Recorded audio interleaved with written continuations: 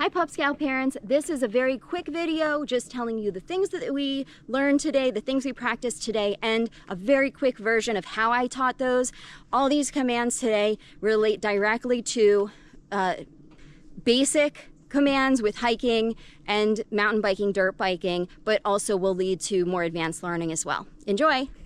Oh, and there's going to be a second video that is the more detailed explanation of these things and more of a visual on what the dogs exactly experienced. So more detail. Oh my goodness, am I proud of the PupScouts today. We practiced a lot because we are advancing at this point, as we should be. It's a month in. This is class 4.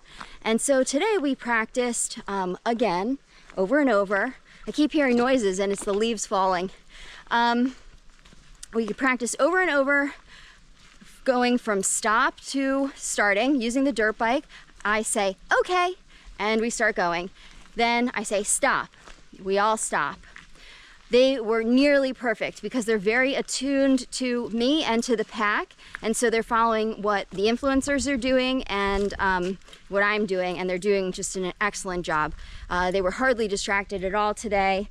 Really on target. Everyone gets an A+. So we made up for yesterday's swimming. So you can practice those things. I'm also practicing a whole lot more. So go back.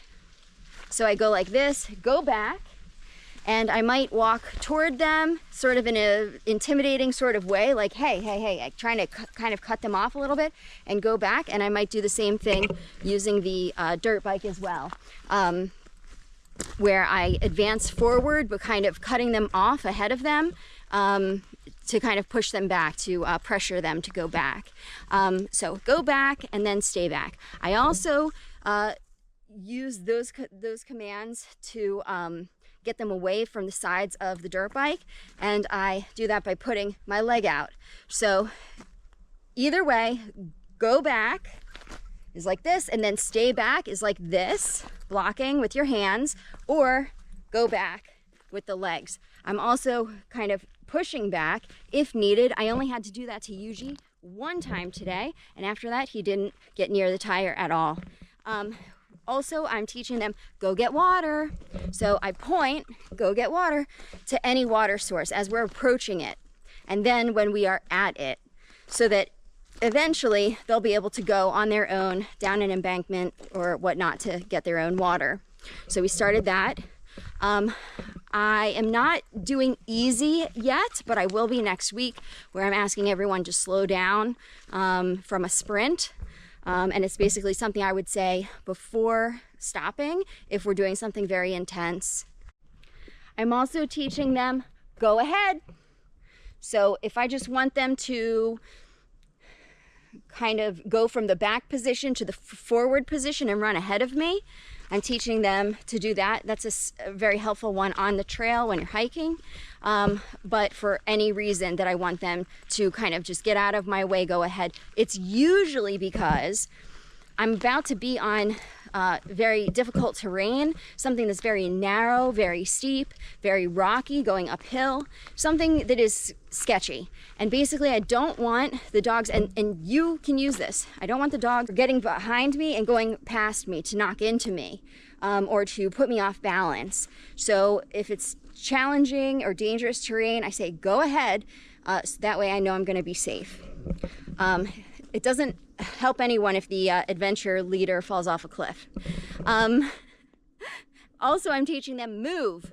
That is a command where if they are right there, right in your feet, in front of you or in front of the dirt bike, they need to move immediately out of the way. It's imminent that you're gonna hit them, you're gonna step on them, you're gonna fall on them, the wheel is gonna hit them if they don't move immediately. So I say it in a very sharp, serious way, move. Now I haven't had to clip anyone's butt with my foot or go like this at all, but you might do something a little shocking to just get them to understand, like, no, you need to move immediately. Some dogs I've had to use my tire going very slowly, going like 5, 4, 3 miles an hour and just turning it, because I can do that in a very controlled way, but just turning the wheel so that it just like taps them. And that teaches them to be intimidated by, you know, your foot, the wheel, that this is a dangerous place to be. So when they're very close, I say, move. And lastly, for the parents, I also started teaching them today to the left, to the right. Now this is going to take many, many repetitions for the next couple months. It's going to take time for them to learn these. It's harder, but they will learn in time, and I did start to do it. So I'm basically saying, like, if we get to any intersection, say we're coming down this way and then there's this choice and that choice, I say to the right as we're approaching, and then I say this way because they already know this way. And so I'm hoping they're going to understand, like, intersection, which way, and then follow Toby. So they'll connect, like, to the right means this way, follow Toby.